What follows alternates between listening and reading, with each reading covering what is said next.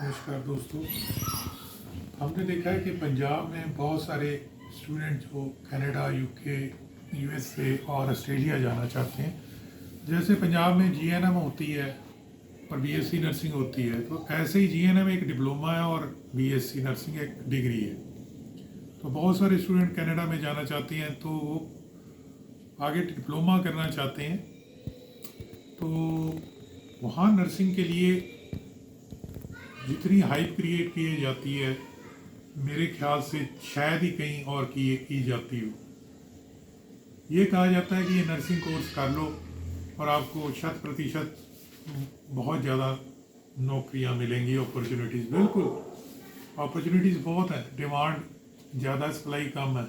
मगर regulatory bodies हैं, test हैं, वहाँ की पढ़ाई चाहिए, वहाँ का एक्सपीरियंस चाहिए, ये कोई नहीं बताता। तो बहुत सारे विद्यार्थी जो नहीं टेस्ट पास कर सकते, रिक्वेस्ट नहीं पास कर सकते, तो लेटर ऑन हॉस्पिटल के बाहर एक कार खड़ी होती है, उससे फ़ोटो खिंचा लेते हैं। यानी कि उनकी एजुकेशन से संबंधित वो कोई कोर्स नहीं कर पाते, कोई एम्प्लॉयमेंट नहीं कर पाते और सिर्फ सेल्फी दूसरों को जेलस कराने के लिए क्रिएट करते हैं। तो हमने इंडियन नर्सिंग काउंसिल को practical nursing aide, bed assistant caregiver के उपलक्ष्य में लिखा था कि ये आपके परव्यू में आते हैं, प्रैक्टिकल नर्सिंग एडी। क्योंकि इंडिया में अगर आप वहाँ जा रहे हो तो एटलीस्ट आपके पास इंडिया में कोई रेलिवेंट कोर्स होना चाहिए। तो इंडिया में प्रैक्टिकल नर्सिंग जैसी कोई चीज़ नहीं है।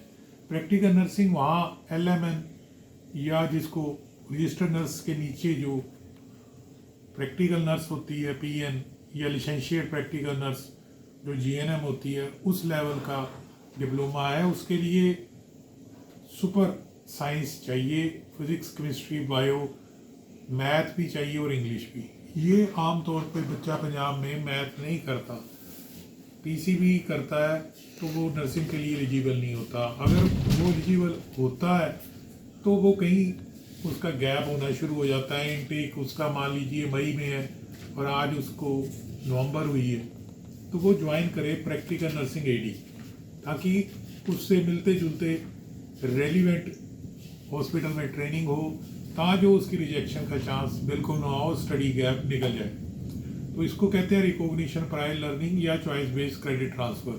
तो SOP में SOP लिखने वाला इससे रेलिवेंट जोड़ेगा और प्रीवियस कोर्स के साथ उसकी बन बैठेगी।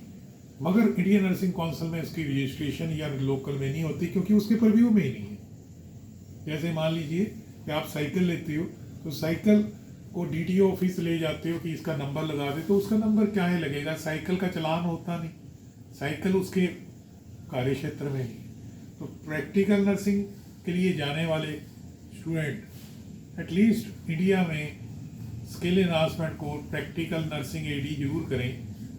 जब तक उनकी इनटेक नहीं होती तो उसमें हॉस्पिटल में ट्रेनिंग भी मिलेगी, मल्टी स्पेशलिटी में, और उनका गैप भी नहीं होगा। धन्यवाद।